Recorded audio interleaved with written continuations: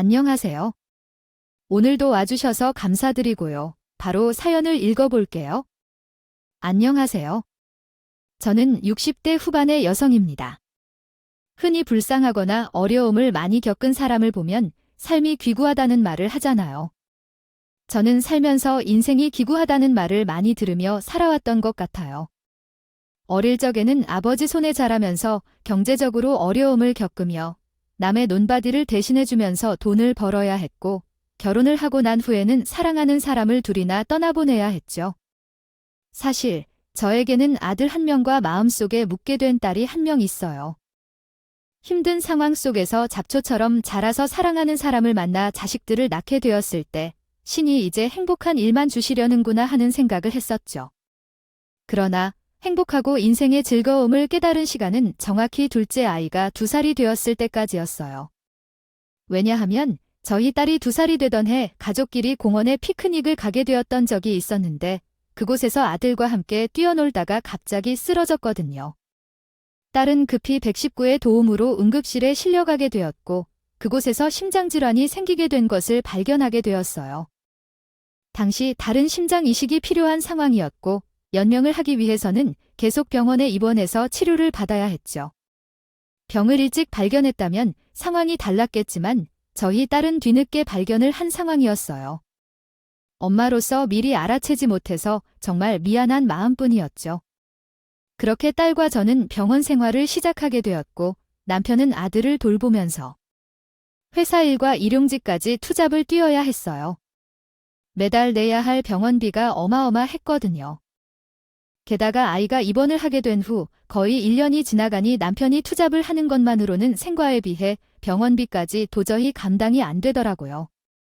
그래서 결국 집도 팔아서 반자방으로 이사를 가게 되고 저도 아이가 자고 있는 새벽에 해장국집에서 일을 해서 돈을 보탰어요. 남편이나 저나 몸은 정말 고되고 힘들었지만 딸만 살 수 있다면 이렇게 힘든 일을 평생 해도 되겠다는 생각을 매일 같이 했었어요. 그러나 하늘이 무심하게도 아이의 상태는 점점 심각해졌죠. 의사 선생님들은 상태가 심각해지자마자 하루라도 빨리 이식을 받을 수 있도록 기증 순서까지 올려가면서 연명 치료에 집중했어요. 그러나 많은 사람의 노력에도 기준전은 나타나지 않았고 나라에는 결국 심장 이식을 받지 못해 아들이 6살이 되던 해까지 버티다가 세상을 먼저 떠나게 되었죠. 그러나 문제는 이게 끝이 아니었어요. 날이 세상을 떠나게 된 후 남편이 정말 괴로워했거든요. 깊은 슬픔에 매일같이 술만 마셔댔어요. 이뿐만 아니라 딸이 그렇게 된 게 모두 제 탓이라며 원망을 하는 거예요. 정말 어이가 없고 황당한 얘기였지만 그런 상황에서는 누구라도 붙잡고 원망하고 싶을 거니까 저는 슬퍼하는 남편을 달래주기 위해 많은 노력을 했어요. 여보, 오늘도 술 마시는 거야? 그렇게 빈속에 술만 마셨다면 속 버려. 내 딸은 저 세상에 홀로가 있는데 내 속 버리는 게 죄수야. 당신 슬프고 힘든 거 아는데 당신이 이렇게 살면 하늘에 있는 우리 예지가 안 좋아해. 그리고 우리한테는 예준이도 있잖아. 아들도 힘들 텐데 부모인 우리가 신경 써 주의하시기 바랍니다. 이 글에 민감한 내용이 포함되어 있습니다. 주어야지. 이게 다 당신 때문이야. 병원에서 하루라도 빨리 알아챘으면 상황이 달라졌을 거라고 했잖아. 엄마가 되어서 왜 애가 아픈 것도 모르고 있어? 애가 아프다고 하거나 몸이 안 좋은 게 보이면 나도 당연히 병원부터 데리고 갔지? 그런데 멀쩡했잖아. 우리 딸 어떡해? 아직 혼자 두기에는 너무 어린데. 예지가 저 멀리서 엄마 아빠를 얼마나 자실 거냐고. 남편은 이렇게 매일같이 술에 잔뜩 취해서 잠들었어요. 항상 딸 이름을 애타게 부르면서 울부짖었죠. 그 모습을 보면서 저도 매일 같이 가슴을 치며 엉엉 울 수밖에 없었어요. 그렇게 약 1년이라는 시간이 지났어요. 딸의 일은 슬픔에 괴로워하며 매일 독한 술을 빈속에 마셔대던 남편은 결국 급성 간경화가 왔고 간 이식을 받지 못한 채 세상을 떠났어요. 상황이 심각해지자 친척분들에게라도 간이식 적합 검사를 부탁해 보겠다고 했으나 남편은 그런 철을 말리더라고요. 본인은 혼자 있는 딸에게 갈 거라면서 저는 이 세상에 남아 아들을 잘 키워달라는 이야기를 말버릇처럼 했어요. 결국 그렇게 동네에서 유명한 딸바보였던 저희 남편도 세상을 떠나게 되었죠. 딸에 이어서 남편까지 떠나게 되니 저는 세상이 정말 비관적으로만 보이더라고요. 정말 인생에 허무하다는 생각도 들었죠. 사실 남편이 누워있을 때 제발 남편만큼은 데려가지 말아달라고 신에게 빌고 또 빌었던 것 같아요. 그러나 신은 저의 노력을 그리고 간절한 마음을 알아주지 않았죠. 나이도 데려가고 남편도 빼앗아가니 저는 살고 싶지 않았어요. 두 사람을 이루듯 너무 힘들어서 스스로 세상을 저버리려고도 했었죠. 그러나 막상 시도를 하려고 보니 저까지 떠나면 홀로 남은 제 아들이 힘든 인생을 살아야 할 것 같은 거예요. 그래서 차마 세상에 저버리지는 못했어요. 그래서 저는 아들이 성인이 될까지만 참고 살자라는 생각으로 죽어라 버텨냈어요. 물론 딸과 남편은 잃은 순간부터 다 끊어져가는 끈을 붙잡고 있는 듯 아슬아슬한 삶을 살았죠. 정신은 반쯤 놓고 살았고 항상 아무런 인생만 있을 것이라고 생각했어요. 그러나 아들은 이런 상황을 잘 알고 있어서 그런 것인지 항상 저에게 잘 보이려고 노력을 했어요. 한 번은 남편을 떠나보낸 후 밥도 못 먹고 방 안에 누워서 울기만 하던 때였어요. 어린 아들이 고사리 같은 손으로요? 밥을 차렸더라고요. 엄마, 내가 밥 차려왔어. 이거 먹어봐. 내가 뭘 할 줄 안다고 밥을 차려와? 냉장고에 있는 거 꺼내서 가져왔어. 이걸로 비빔밥 먹고 고추장이랑 참기름도 가지고 왔어. 고마워, 우리 아들. 아들은 가스불을 사용할 줄 모르니 냉장고에 있던 반찬들의 모조리 꺼내와 가지고 왔죠. 평소에 반찬이 남으면 비빔밥을 해줬더니 알아서 양푼에 밥을 퍼놓고 고추장에 참기름까지 가지고 왔더군요. 어린 아들이 엄마가 얼마나 걱정이 되었으면 밥까지 해서 가져올까 하는 생각에 눈물이 왈칵 쏟아졌어요. 그런 저는 아들을 붙잡고 엉엉 울었던 것 같아요. 이날 이후 저는 목숨줄을 잘 부여잡고 끝까지 살아보기로 다짐했죠. 그래도 마음가짐에 따라 세상이 달라 보인다더니 열심히 살기에 노력을 하니까 행복한 순간도 있더라고요. 제 아들은 공부를 너무 잘해서 항상 전교 1등에서 5등 안에 들었고 마을 사람들은 다 효자라고 할 정도로 저에게 참 잘했어요. 덕분에 저는 웃는 날이 많아졌죠. 그렇게 세월이 지나 저희 아들은 어엿한 직장인이 되었어요. 원래 제 아들은 변호사가 되겠다면서 법 공부를 했었죠. 그러나 법 공부가 워낙 시간이 많이 필요하고 돈도 많이 들어가니 나름대로 생각이 많았나 봐요. 제가 뒷바라지하기에 경제적으로 여유롭지 않다는 것을 알고 있어서 그런지 대학교를 졸업하자마자 변호사 시험은 포기하고 대기업 법무팀에 들어가 일을 하겠다는 말을 하더군요. 물론 저는 할 수 있는 데까지 뒷바라지를 해주고 싶었어요. 이전에 남편과 아들을 잘 키우겠다는 약속을 했던 것도 있었고 하늘에 있는 예지가요. 본인 몫까지 오빠에게 투자를 했으면 하는 생각을 하고 있을 것 같았거든요. 그래서 변호사 시험이냐, 대기업 입사냐 고민하고 있는 아들을 설득하고자 노력을 많이 했어요. 아들, 엄마가 너 변호사 될 때까지 뒷바라지 해줄 수 있어? 그러니까 내 꿈 포기하지 말고 원래 계획대로 변호사 시험 준비하자. 우리 집 먹고 살기도 바쁜데 어떻게 변호사 시험 뒷바라지를 해주겠다는 거야? 변호사 아니어도 법 관련 직업은 많아. 그리고 대기업 법무팀에만 들어가면 월급도 많이 받고 안정적으로 살 수 있어. 돈 걱정은 안 해도 돼.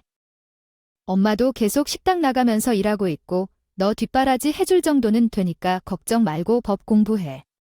엄마는 내가 변호사 되는 거 보고 싶어. 나 이제 엄마 고생 안 시킬 거야. 그러니까 이제 나 설득하려고 하지 마. 저는 끝까지 아들의 마음을 돌려놓고자 노력했지만 결국에는 실패했어요. 착한 제 아들은 이제 저를 고생시키지 않을 거라면서 꿋꿋이 대기업에 들어가게 되었죠. 그래도 아들은 항상 입버릇처럼 본인은 행복하다고 이야기를 했어요. 자기 재능인 것인지 아니면 정말로 행복한 것인지는 모르겠지만 항상 변호사가 아니더라도 일하는 게 재미있고 즐겁다고 하더라고요. 그래도 아들이 꿈꿔왔던 변호사를 포기했다고 해서 주저앉아 있거나 하지 않고 즐겁게 사려고 노력하니까 다행이다 싶었죠. 그렇게 아들이 대기업 법무팀에 입사한 지 3년이 지났을 때였어요. 어느 날 퇴근하고 집에 들어오더니 결혼할 사람이 생겼다면서 소개를 시키고 싶다고 이야기를 꺼내더군요. 사실 저는 아들에게 여자친구가 있는 줄 몰랐기에 깜짝 놀랐어요. 그래서 처음에는 장난치는 건가 하는 생각도 했었어요. 그런데 정말로 주말이 되자마자 본인이 만나는 사람이라며 여자 한 명을 데리고 오더라고요. 안녕하세요. 어머니, 저는 이주영이라고 합니다. 그래요. 어서 들어와요. 아이, 그나저나 내가 우리 아들한테 들은 게 없어서. 아, 저는 오빠랑 같은 회사에서 비서일하고 있어요. 그리고 1살 어리고요. 아이고, 그래요. 어쩐지 예쁘게 생겼다 했어요. 아들이 데리고 온 여자는 한눈에 봐도 착해 보였고 집에서 사랑이 가득 받고 자란 듯 보였어요. 그래서 처음에는 어렸을 적 받은 상처 같은 것은 없을 것이라고 생각했죠. 그러나 막상 이야기를 들어보니 아들이 데리고 온 여자도 홀어머니 밑에서 자랐고 어릴 적에 친오빠를 먼저 떠나보냈다고 했어요. 이야기를 듣고 있는데 뭔가 동병상련의 기분이 느껴졌어요. 아무래도 저희 아들도 상황이 비슷해서 그런지 데리고 온 여자랑 잘 통했던 것 같아요. 두 사람을 같이 앉혀놓으니 잘 어울리기도 했고 서로 상황이 비슷하니까 의지하면서 잘 살 수 있겠다 싶더라고요. 그래서 반대 없이 바로 결혼을 하게 되었죠. 그렇게 저희 아들은 결혼을 해서 한 가정의 가장이 되었어요. 아들은 며느리와 결혼을 해서 집을 나가게 되었지만 그렇다고 해서 혼자 사는 게 외롭거나 힘들지는 않았죠. 아들은 평소와 똑같이 때 들면 용돈을 보내왔고 시간이 날 때마다 며느리와 함께 집에 찾아왔어요. 그리고 평소 사돈과 친하게 지내다 보니 자연스럽게 외로움도 사라지게 되더군요. 원래 사돈끼리는 어려운 존재라고 해서 잘 만나지 않는다고 하지만 저희 집은 많이 달랐어요. 서로 상황이 비슷해서 그런가 상견례 때부터 뭔가 잘 통한다는 생각이 있었죠. 무엇보다 나이도 저랑 똑같아서 아들 부부보다 훨씬 더 친하게 지낼 수 있었어요. 게다가 사돈이 20분 거리 옆 동네에 살고 있어서 그런지 자주 만나서 말동무도 하고 여행도 다니면서 사니까 외로움을 느낄 틈이 없더라고요. 그리고 저희 며느리는 정말 착했어요. 매주 저에게 찾아와 말동무도 해주고 맛있는 것도 해주면서 모녀처럼 잘 지냈죠. 평소 회사 일 때문에 바쁜 것을 아니까 명절이 아니면 오지 말라고 하는데도 꿋꿋이 와서 저랑 있으려고 하더라고요. 어머니, 예쁜 며느리 왔어요. 주영아, 너 지금 한창 일할 시간 아니야? 여기 또 왜 왔어? 오늘 연차 냈어요. 그동안 연차를 너무 안 쓰고 모아 놓기만 해서요. 아이고, 연차를 냈으면 오늘은 집에서 쉬지. 평소에 바빠서 정신이 없는 애가 왜 여기까지 또 내려왔어? 저는 집에 혼자 쓸쓸히 있는 것보다 시댁에서 보내는 게 좋아요. 어머니 이참에 저랑 나가서 맛있는 것도 먹고 쇼핑도 하고 와요. 며느리는 쉬는 날 저희 집에 내려와서는 데이트를 하자며 밖으로 끌고 나갔어요. 그날 저는 옷도 사고 맛있는 것도 먹으며 며느리와 알콩달콩 즐겁게 보냈죠. 아들이 성인이 될 때까지만 살아야지 하면서 버텼던 건데 이렇게 착한 며느리도 생기고 좋은 친구이자 사돈도 만나게 되니까 정말 행복하더군요. 세상을 버리지 않길 정말 잘했다는 생각이 들었을 정도로요. 그러나 너무 행복하면 불행도 같이 온다는 말이 있잖아요. 그 말이 정말인 듯 보였어요. 어느 날 저는 아들에게 전화 한 통을 받게 되었어요. 평소처럼 안부 전화를 했구나 싶어서 기분 좋게 받았는데 전화기 너머로 아들이 흐느끼는 소리가 들리더라고요. 전 정말 깜짝 놀라서 무슨 일이냐 면서 아들을 닥달했어요. 아들아, 의씨, 무슨 일이야? 갑자기 왜 울어? 아이고, 답답해라. 울지만 말고 무슨 일인지 빨리 좀 말해봐. 엄마 너무 놀라지 마. 지금 주혁이가 갑자기 쓰러져서 병원에 실렸어. 뭐라고? 주영이가 왜 멀쩡하던 내가 왜 갑자기 쓰러지는데 저는 아들의 이야기를 듣자마자 심장에 큰 돌이 쿵하고 내려앉는 듯한 느낌을 받았어요. 갑자기 왜 쓰러진 거냐는 저의 물음에 아들은 무슨 일인지 모르겠다고 했어요. 며느리가 검사를 받고 있기는 한데 의사들의 표정이 심상치 않다는 말만 반복했죠. 그 이야기를 듣고 나서 저는 금방 가겠다는 이야기를 한 후 곧장 택시를 잡았다고 아들이 이야기해준 병원으로 달려갔어요. 그런데 도착하자마자 제 귀에 들려온 이야기는 며느리가 간암에 걸렸다는 것이었어요. 의사 선생님의 이야기를 들어보니 자세히 정밀 검사를 진행해 보아야 하겠지만 사진상으로는 거의 말기에 가까워서 간이식을 준비해야 할 것 같다는 이야기를 하고 계시더라고요. 그 이야기를 듣고 나서 안사돈은 크게 충격을 받아 정신을 잃었고 아들은 눈물만 흘렸어요. 저도 안절부절 못하면서 병실에 힘없이 누워있는 며느리를 붙들고 울기만 했네요. 그렇게 꼬박 하루라는 시간이 흘렀어요. 다음 날 안사돈은 링거를 맞고 정신을 차렸는지 며느리가 누워있는 병실에 들어왔어요. 사돈, 이제 좀 괜찮으세요? 조금 더 쉬셔도 되는데요. 네, 링거 맞고 한결 나아졌네요. 제 딸 옆에 있어 주셔서 너무 감사해요. 이제 딸과 누는 제가 할 테니까 사돈은 얼른 들어가셔서 쉬세요.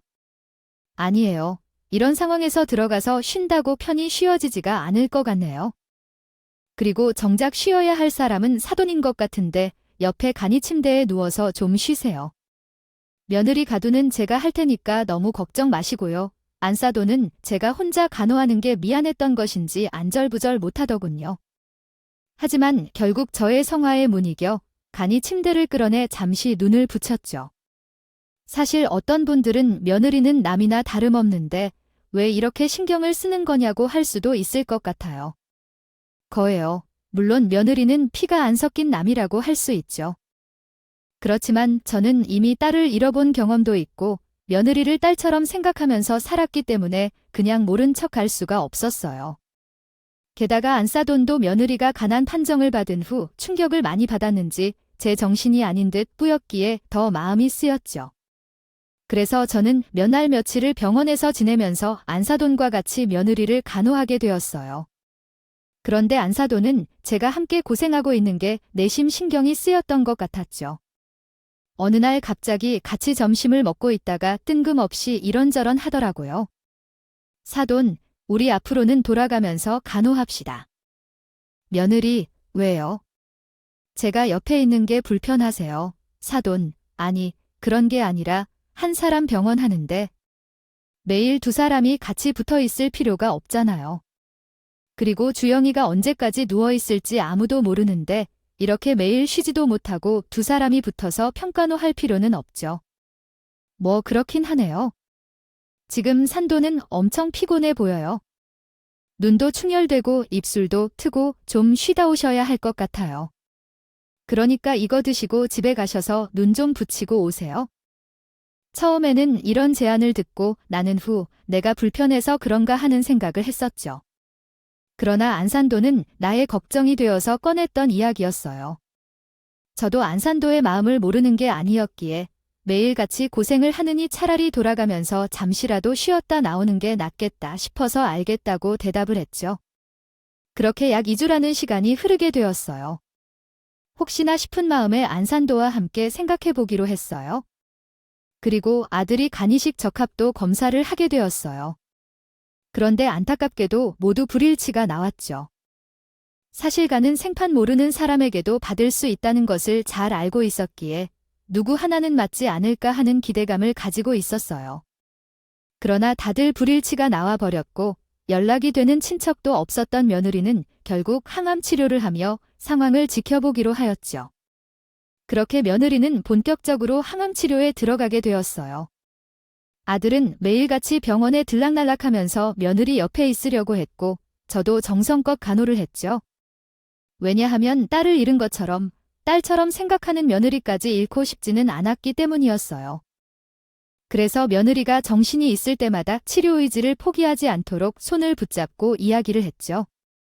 주형아, 나는 너를 못 보낸다. 그러니까 절대로 포기하면 안 돼요. 내 어머니를 예준이 어릴 적에 동생을 떠나보냈다는 얘기를 들었지? 나는 너도 그 처지에 놓딜까 봐 버티지 못할 거란 생각에 너를 보내기 싫어해. 그래서 너도 흔들리지 말고 버티며 살아야 한다는 거야? 제발, 살아줘. 알았지? 그럼요. 저는 포기하지 않을 거예요. 결혼한 지 얼마나 됐다고 벌써 세상을 버릴 생각은 하지 말아야 해. 걱정 마세요. 하지만 다행인 건 며느리도 치료에 대한 의지가 있다는 거죠. 힘들어서 말을 제대로 못할 정도로 숨이 차도 며느리는 쟤를 안심시키기 위해 치료에 희망을 가져보려는 모습을 보이려고 했던 거야. 그렇지만 시간이 지날수록 상황은 점점 심각해졌어요. 며느리는 독한 항암 치료를 받아야 했고 하루 종일 고통받는 지경에 이르렀어요. 속에 있는 것들을 개원하고 어지럽다면서 정신을 잃는 날이 많아졌죠. 그런데 더 중요한 것은 항암 치료를 계속해도 효과가 없었다는 거예요. 하루 빨리 간이식을 받아야 하는 상황이었어요. 게다가 며느리도 점점 치료 의지를 잃는 듯 보였죠. 그 모습을 보면서 아들은 피가 말라갔고 안사도는 매일같이 눈물바람이었어요. 저도 며느리가 꼭 살았으면 해서 매일같이 잘 나가지도 않던 교회 새벽 기도를 나갔죠. 새벽마다 교회 십자가 앞에서 누군가를 꼭 데려가야겠으면 며느리 대신 늙은 저를 데리고 가라는 기도를 눈물로 드렸어요. 그러나 아무리 애절하게 빌어도 며느리의 상태는 좋아질 기미가 보이지 않았어요. 일이 있던 그날도 저는 아픈 며느리를 정성껏 병간호했어요. 그럼에도 불구하고 며느리는 깨어있는 시간보다 자는 시간이 더 많았고 결국 시한부 판정까지 받게 되었죠. 그러나 저는 끝날 때까지 끝난 게 아니라면서 끝까지 며느리를 포기하지 않으려고 했어요. 그렇게 시간이 지나 저녁이 되었고 저는 안사도와 교대할 시간이 되었어요. 안사도는 시간을 맞춰서 병실로 왔어요. 그런데 안사도는 평소와는 다른 모습으로 인사를 하고 저를 꼭 껴안았어요. 사돈, 그동안 고생 많았어요. 너무 고마워요. 네, 그게 무슨 말씀이세요? 저도 그동안 고생이 많았다니요. 아이고, 제가 말이 헛나왔네요. 오늘 고생 많으셨다고요. 피곤하실 텐데 얼른 가서 푹 쉬세요. 저는 안 써도 내일 말을 정말 깜짝 놀랄 수밖에 없었어요. 평소 안사도는 고생했으니 얼른 가서 푹 쉬라는 말만 하고 보내주었거든요. 그런데 그날따라 마지막 인사를 하는 듯한 분위기가 강하게 느껴졌던 것 같아요. 물론 안사도는 말이 헛나왔다며 급하게 말을 바꾸었지만 등 뒤에 싸늘함이 느껴졌죠. 그러나 저는 뭐 큰일이라도 있겠나 싶어서 그냥 고개를 갸웃거리며 병실을 나왔고 집으로 가기 위해 로비로 내려가게 되었어요. 그런데 택시를 타기 위해서 밖으로 나가려고 보니까 병실 서랍에 깜빡하고 카드를 놓고 온 것이 생각이 났어요. 결국 저는 정신이 없어서 너무 허둥지둥 나왔네라고 혼잣말을 하면서 다시 며느리가 있는 병실로 올라가게 되었어요. 병실 문으로 안에 살짝 보니까 아들과 안사도는 서로 껴안고 있는 거예요. 게다가 안사도는 아들의 얼굴을 어루만져 주고 있었죠.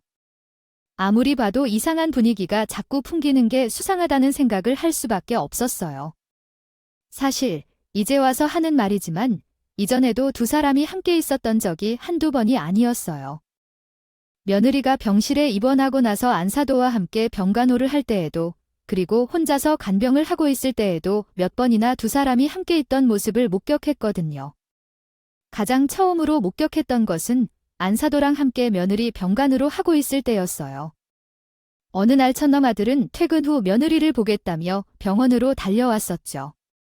그런데 안사도가 급히 할 말이 있다면서 몇 번이나 아들을 밖으로 불러내더라고요. 그런데 한 번 나갈 때마다 두 사람은 시간이 한참 지났는데도 병실 안으로 들어올 생각을 하지 않았어요. 결국 저는 어디 있는지 찾아보기도 하고 자판기에서 음료수를 뽑아 먹기 위해 휴게실로 갔어요. 그런데 그날도 아들과 안 싸우는 휴게실에서 서로 껴안고 이상한 분위기를 풍기고 있었어요. 그날 저는 굉장히 남사스러운 모습에 다가가서 뭐 하는 짓이냐 화를 내며 떼어놓으려고 했지만 그냥 못 본 척하고 병실로 들어가게 되었어요. 당연히 제 두 눈을 의심할 수밖에 없었지만 설마 장모님이랑 이상한 관계에 빠져있나 하는 생각으로 그냥 모른 척했던 것이었어요. 그냥 며느리가 많이 아프니까 안 싸우는 거겠지? 아들을 달래주나 보다 하며 합리화하고 지나갔어요. 그러나 카드를 다시 가져오러 갔을 때에도 두 사람은 또 똑같은 모습으로 있으니까 저는 눈살이 자동적으로 찌푸려질 수밖에 없었어요. 아니, 아파서 지쳐 잠든 며느리를 옆에 두고 지금 뭐 하는 짓인가 싶기도 했고, 제 엄마 나이랑 동갑인 사돈에게 지금 왜 저러고 있는 건가 화도 났어요. 그래요. 서로 슬프고 힘든 건 알겠는데 아무리 그래도 사람이 전이라는 게 있잖아요. 도저히 믿을 수 없는 두 사람의 모습을 대체 이게 무슨 일인가 하는 생각으로 병실 안에 들어가려다가 흠칫할 수밖에 없었죠. 그런데 그 순간 안에서 간호사님들의 모습이 눈에 보이더라고요. 아무래도 두 사람의 신경 쓰느라 눈에 들어오지 않았던 것이었어요. 그런데 저는 안사돈이 간호사님들에게 하는 말을 듣고 큰 충격을 받을 수밖에 없었어요. 간호사님, 저희 딸이 원한 거예요. 본인 삶이 얼마 남지 않은 것 같다면서 마지막 순간까지 아픈 채로 가고 싶지 않다고. 그 뒤에 날 신청을 했으면 좋겠다고 하네요. 보호자님, DNA 신청은 뭘 뜻하는 건지 설명을 드려서 잘 알고 계시잖아요. 다시 한번 생각해 보세요. 이거 신청하면 응급 상황에서 아무런 조치를 할 수가 없어요. 이건 거의 삶을 포기한 거나 마찬가지인 건데 그래도 해주세요. 어차피 가은이식 받지 않으면 살아날 가능성이 없는 거잖아요. 마지막이라도 편하게 갈 수 있게 하고 싶어요. 연명치료 거부 서약서, 그거 가져다 주시면 바로 사인할게요. 보호자님, 아주 기회는 있으세요. 이식할 수 있는 간이 언제 나타날 수 있을지도 모르고 간이식만 받으면 따님 사실 수 있는데. 왜 벌써부터 연명치료 거부 서약서를 찾으시는 거예요? 의료진이 저희도 포기 못해요. 조금만 더 생각해 보세요. 장모님, 진짜 이러실 거예요. 저는 주영이 못 보낸다는 말이에요. 안사돈의 이야기에 간호사님들은 아직 기회가 있다면서 어떻게든 연명치료 거부 소약서를 작성하지 못하게 설득을 했고, 아들은 그대로 주저앉아 안 된다면서 며느리를 붙잡고 엉엉 울더라고요. 그리고 그런 아들을 보면서 안사돈은 우리 이러지 않기로 하지 않았냐며 달래주기 바빴죠. 저는 세 사람의 대화를 듣고서야 모든 것을 알게 되었어요.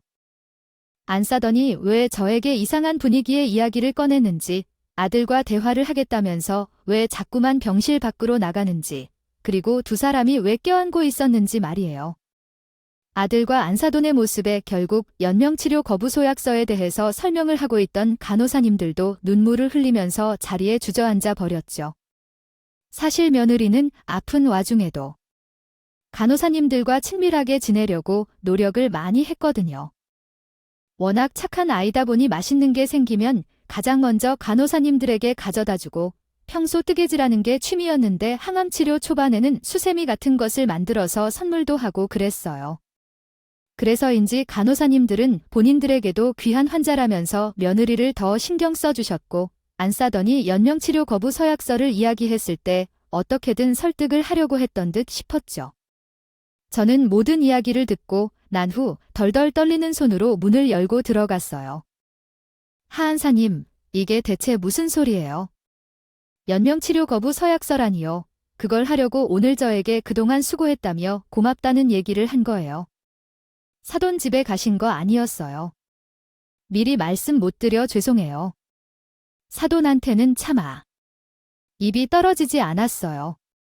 사돈이 있는 데서 여자 일도 있고 저희 딸을 소중히 대해주시지 않으니까 그래서 더 얘기를 못 꺼내겠더라고요. 그래서 김서방이 따로 얘기를 하기로 했는데 아무리 그래도 그렇죠. 저한테는 얘기를 해주셨어야죠. 우리가 어떤 사돈인데 주영이가 저한테는 어떤 며느리인데 그런 중요한 일을 제가 모르고 있다는 게 말이 되나요? 죄송해요. 나도 저의 말에 결국 안사돈도 참고 있던 눈물을 터뜨렸고 힘이 없어 말을 제대로 하지 못하고 있던 며느리도 소리 없이 눈물을 흘렸죠. 그날 며느리의 병실은 눈물바다가 따로 없었어요. 전 누워있는 며느리를 붙잡고 간절히 이야기를 했어요. 주영아, 아직은 기회가 있어? 너 정말 힘들다는 거 알고 있지만 우리 조금만 더 버텨보자. 우리 그러기로 했잖아.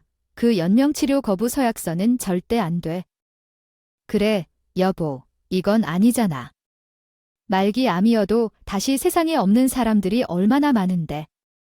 연명치료 거부 서약서라니. 당신이 그런 선택을 하면 난 어쩌라고. 며느리는 저와 아들의 간절한 이야기에 눈물만 흘렸어요. 그래도 저는 포기하지 않고 며느리를 설득하려고 했어요. 말기 아니지만 어떤 기회가 올지 모른다고. 아직 젊으니까 버틸 수 있는 힘이 있을 거라는 말을 계속해서 했어요. 그러면서 조금 더 기다려보고 그래도 안 되겠으면 그때 가서 결정하자고 했죠. 그러나 안사도라는 저와 아들 옆에 다가와 이미 결정된 일이라면서 그만하자는 말을 꺼내더군요. 그리고는 밖에 나가서 이야기를 좀 하자고 했어요. 그렇게 저는 눈물과 콧물이 다 흘리면서 안사돈을 따라 나섰어요. 그러나 안사돈은 오히려 저를 설득하더라고요. 다 돈, 우리 그만합시다. 주영이가 항암 치료가 너무 힘들고 효과가 없으니까 그만하고 싶다고 했어요. 그리고 어떤 위기가 올지 모르는 상황이니까 그럴 때 몸 만신 자기가 되어서 가는 것보다 편안하게 가고 싶다고 하더라고요. 아무리 그래도 그렇죠. 이렇게 젊고 예쁜 애를 왜 허망하게 보낼 생각을 하세요? 처음에는 저도 그렇게 생각했죠. 그래서 안 된다고 설득해 보려고도 했어요. 그런데 주영이 뜻이 너무 확고했어요. 사돈, 우리 이러지 말아요. 주영이 살려야 되잖아요. 사실 주영이는 사돈이랑 김서방을 먼저 걱정하더라고요. 그래서 더 서약서를 작성하려고 했던 것 같아요. 그게 무슨 말씀이세요? 본인이 그만 신청이가 되어가는 것도 싫지만 마음 정리 없이 한순간에 자신을 떠나보내면 힘들어할 두 사람이 걱정된다고 했어요. 그래서 서약서 써서 미리 마음 정리를 했으면 했고요. 저는 안사돈의 이야기를 듣고 정말 휴게실이 떠나가라 펑펑 울 수밖에 없었어요. 그러나 아무리 두 모녀의 뜻이 그렇다고 해도 저는 인정을 할 수 없었어요. 그건 저희 아들도 마찬가지였죠. 그래서 어떻게든 설득하려고 했던 것 같아요. 안사돈에게 연명치료 거부 서약서를 작성하게 되면 며느리의 치료 의지가 꺾이는 것은 물론이고 저희 아들은 거의 죽는 삶이나 다름없어진다고 제발 쓰지 말아달라고 했죠. 결국 계속된 저의 설득에 안 된다고 하면서도 조금 더 지켜보기로 했다며 며느리도 고개를 끄덕였어요. 덕분에 연명치료 거부 서약서 작성은 없던 일이 되었고 며느리는 다시 포기하지 않고 항암 치료를 시작하게 되었죠. 물론 호스피스 병동에 대한 이야기가 나올 정도로 상황은 좋지 않았어요. 그래도 저는 끝까지 붙들어 두려고 했죠. 매일같이 교회에 나가 새벽 기도를 했고 하루도 빠짐없이 병실에 찾아가 며느리의 병간호를 했어요. 그렇게 약 2달이라는 시간이 흐르게 되었어요. 며느리는 점점 지쳐가기 시작했고 의사 선생님께서는 상황이 심각해지자 더 이상 항암도 효과가 없을 것 같다 하면서 가족들과 마지막 시간을 보내는 것이 어떻겠느냐는 말씀까지 하셨어요. 그러나 위기일 때 기회가 온다는 말도 함께 했어요. 있잖아요. 정말 간절하게 빌고 또 빌었더니 그제야 하늘이 소원을 들어주신 것인지 천신만고 끝에 며느리에게 맞는 간 기증자가 나타났다는 소식을 듣게 되었죠. 아, 축하합니다. 이주영 환자분께 딱 맞는 간 기증자가 나타났어요. 네, 그게 정말인가요? 그럼 저 안에 살 수 있는 거 맞죠? 네, 바로 수술 준비할 테니까 환자분께서는 마음에 준비하시고 가족들은 힘내시라고 수술 잘 될 거니까 걱정하지 말라고 말씀해 주세요. 의사 선생님께서는 시한부 판정까지 받고 간이식까지 가는 사람은 많지 않은데 정말 운이 좋았다고 말씀해 주셨어요. 그리고 간호사님들도 병실로 들어오셔서 수술 잘 될 테니까 너무 걱정하지 말라고 하면서 축하한다며 같이 기뻐해 주셨죠. 간 이식 소식을 듣고 나서 저와 안사돈은 너무 기뻐서 소리를 질렀고 아들도 너무 감사하다면서 눈물만 흘렸어요. 당연히 며느리도 오랜만에 웃음꽃이 피었을 정도로 너무 좋아했죠. 물론 수술할 때까지 그리고 회복할 때까지 안심을 할 수 없는 단계였지만 다행히 며느리는 수술대에 오를 수 있었어요. 그리고 수술을 하기로 한 날 좋아하는 그리고 아들은 수술실 앞에서 무사히 마무리하고 나을 수 있기를 빌고 또 빌었죠. 그래서인지 며느리는 다행히 이식 부작용 없이 건강을 회복할 수 있었어요. 얼굴 모르는 간 기증자님 덕분에 요즘 저희 며느리는 제 인생을 얻고 잘 살고 있습니다. 가끔씩 며느리는 본인을 살려주신 간 기증자님과 가족분께 감사 인사라도 드리고 싶다고 이야기를 하지만 알아보니까 법적으로 기증자나 기증자 가족과 만나는 건 불가능하다고 하더라고요. 양쪽 모두 동의를 한다면 편지 정도는 주고받을 수 있다고 하는데 그분 가족들은 원하지 않는 것 같았어요. 그래서 며느리와 저희 가족들은 잘 사는 게 보답하는 거라고 생각했고 감사한 마음만 고이 간직한 채 즐겁고 행복하게 살아가려 노력하고 있어요. 물론 혹시라도 나중에 연락이 닿게 된다면 저희 가족 모두가 진심을 담아 감사 인사를 전할 생각입니다.